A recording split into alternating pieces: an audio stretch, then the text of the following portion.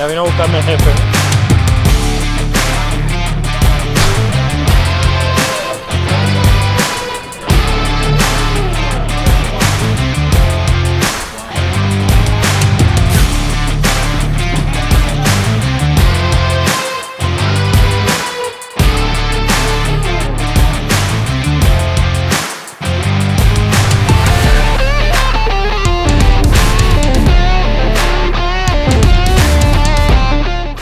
Dilo otra vez.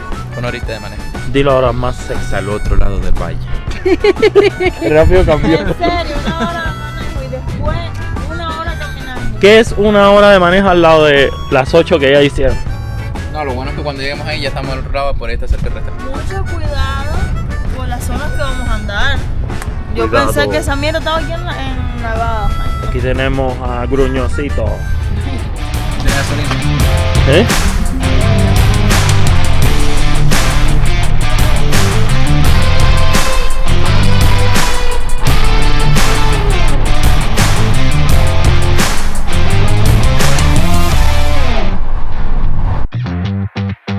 Está cayendo. Saludos.